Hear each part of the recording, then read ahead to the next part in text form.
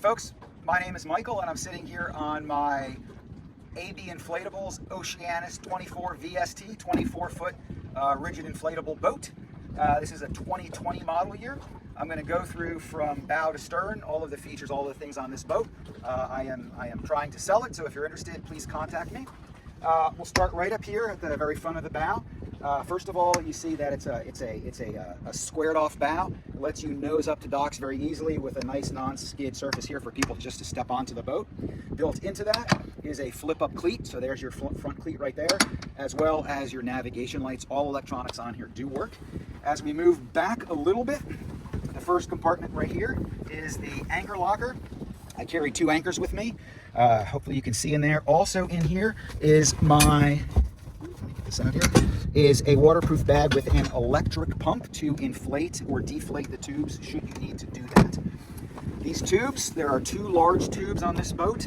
Each of them have 3 independent sections. Each of those sections you can inflate or deflate through the corresponding valve. I keep them just about drum tight. I do have a pressure gauge that'll come with this that tells you where they are, but really easy to do. As we move back here, the next area here is a very, very large storage locker. Inside this locker are a table that fits right here in the bow area, the post for that table, and a pole so that you can actually put a little market umbrella for some shade up here if you want it. This does drain. This has a drain in it, so you could, if you wanted to fill it with ice, that would be fine. We usually keep our dry storage in here, so that's a very large compartment up there. On either side of the bow, we've got 2 more storage compartments. You can see in here. Again, these also have drains. If you see down in the bottom, there's plugs as well. So if you want to keep something wet in here, you can do that. If you wanted to keep ice and ice water in here, you can do that, and then of course drain it at the end of the day. On each side, I also have installed these little guys that allow me to put in backrests or take them off. So just put that in like that, tighten it down, easily removable, and allows people a very comfortable way to sit up here while we're underway. Plenty of grab handles along the entire boat to hold onto. So that same storage area is identical to the one over here. So again, another storage area there with another backrest. I'll just leave that one back here. The entire boat is unbelievably clean. We also have up here 2 speakers. We have a 4-speaker stereo system here with a subwoofer. These are the 2 front speakers, a mount for the table that sits in this locker, and then access to the hull. This is probably to the fresh water tank. So we're gonna take you now and start going from here back on the boat. So we have our center console here. We've got an aluminum T-top with a fabric cover. The first thing you see up here is an LED floodlight that we use if it's dark out, if you need a little bit of extra light. So we work our way down, opening for the horn up here with a watertight compartment for some above cockpit storage. We also, you see, have 2 speakers mounted in there so that the driver can actually hear the music while you're underway. I have installed plexiglass panels to keep the wind and any water out. I boat year round, so I use these mostly in the winter, but I found it's easy to keep them up all year round to keep you a little drier, a lot less wind, and certainly no water getting to you. I do have the original wrap windshield that attaches to the console itself. If you want to remove these, that will come with the boat. So we work our way down.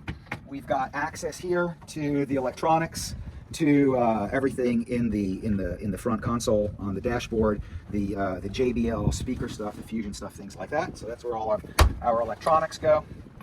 At the bottom here, we have another storage area. I keep 2 fenders in here.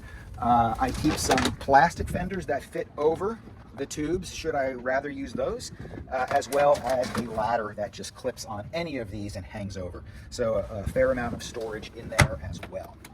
The other thing we have right here is our water fill for our fresh water tank. We have a fresh water tank on board for an aft shower, for a stern freshwater shower. So the fill is right there. As we move around, now let's go back a little bit. Mounted to the side of the console, I have just a very handy and quickly accessible U.S. Coast Guard throw ring with about 30 meters of floating rope should an emergency arise. I like to keep all my ropes handy, So this is where I keep my ropes on these aluminum hooks. If you like them, you can keep them. If you don't like them, you can toss them. But I find it a very easy way to always know where my ropes are. And it's easy for anyone in the boat to access. As we come back a little farther, we've got our helm station here. So we've got a 2-person leaning post type seat with a flip down footrest. So very comfortable to sit here and drive. A nice stainless steel wheel. We've got a 12-inch Garmin. From my Garmin, that's integrated with all of my engine controls. So I can get my Yamaha engine controls right here.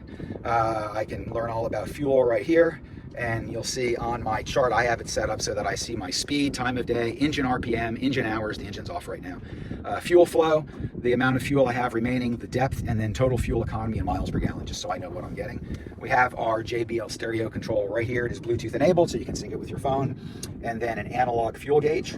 We have our throttle control, standard Yamaha with trim on the side. So if we turn around and look at that, you'll just see that, yes, the trim works. Move that up, move that down a little bit. The other thing you see back there is that I have this on I have my outboard on a Bob's Machine jack plate. So I get about 6 inches of travel. I don't always have a lot of water here, so I usually start out with this all the way up as I'm putting out. I found the boat runs best with this setting at about 2.5 inches. That's pretty much the best lift for that. The other thing I have up here, up top, is I've got a small storage area where I put my Garmin cover, where I have a little console cover here. That's where the speakers are mounted as well. It's a little storage area there. These little guys are for my phone. We talked about this is the jack plate up and down. These are my trim tabs out back. I find that I don't need to use them given the design of this rib, but you may find differently. My engine start switch, my kill switch right here, and then power for my chart plotter, my floodlights, my stereo, my instrument lights.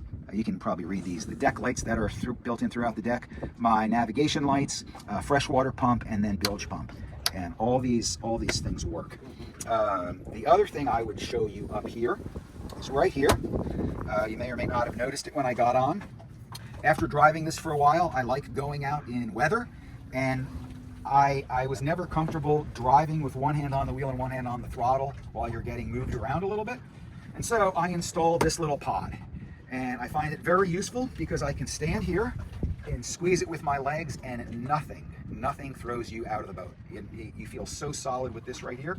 It's useful whether I'm standing, whether I'm sort of using this as a leaning post, or even if I just have this in here between my legs, I don't even notice it's there if it's nice and calm. So it's been a great addition for me. If you don't like it, that's fine. You just take it and you pull it out, and you can throw it overboard if you want, or you can use it. I find it incredibly useful. The other thing we can see under here is under the console, we've got another watertight container where I keep my registration, insurance, a little pressure meter, remote control for my lift here.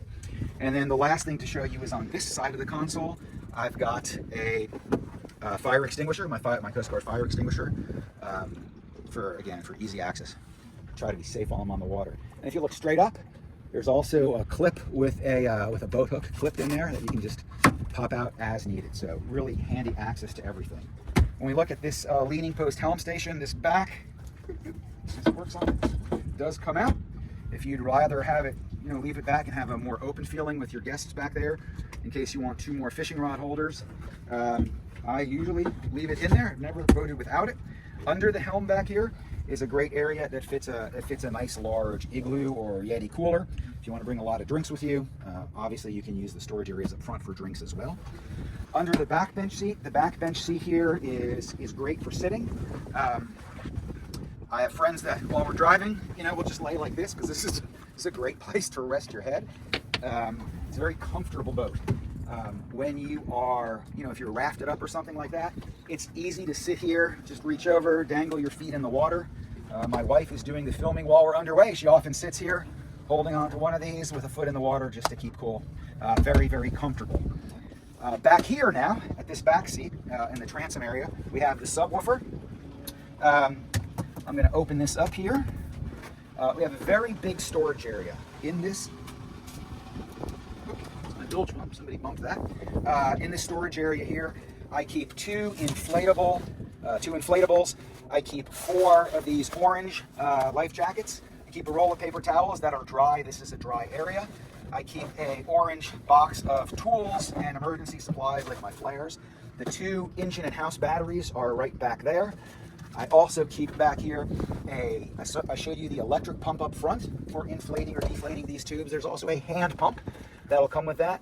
I keep a number of extra lines up here and even some fold-up chairs for when we find ourselves at a beach.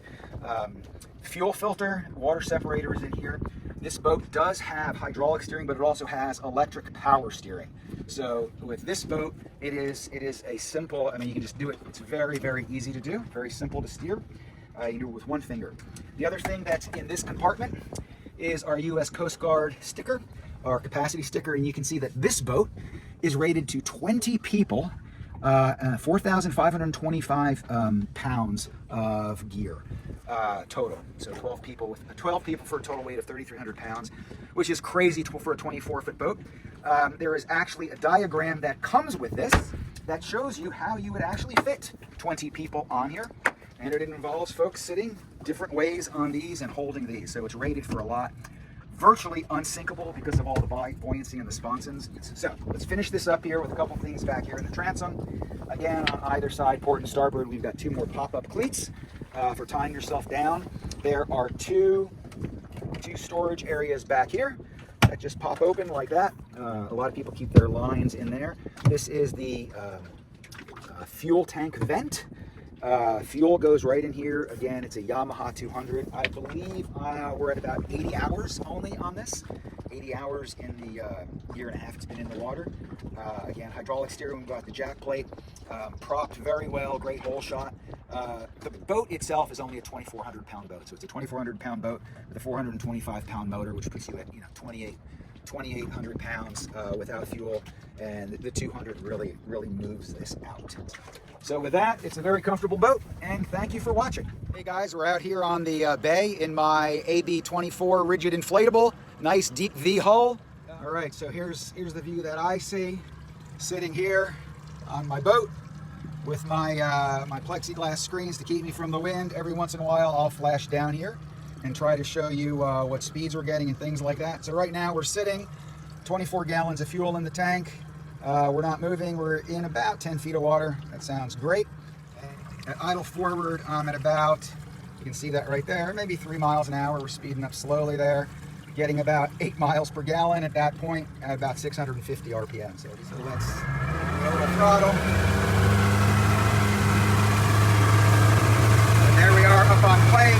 Virtually no bow rise. We're sitting at 3,500 RPM. You can see what our burn is here. 27 miles an hour, 5.3 miles per gallon. Pretty good fuel consumption. So here we are at about 4,100 RPM, 32 miles an hour, 4.6 miles per gallon. We're up at 4,900 RPM, 40 miles an hour, 3.4 miles per gallon. Got a couple little swells here.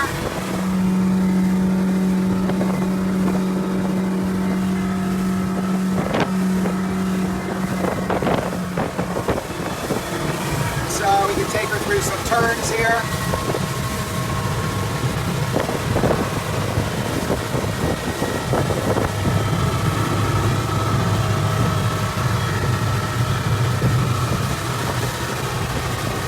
Just a very nice driving boat. I wish I could hold this a little more steady for you.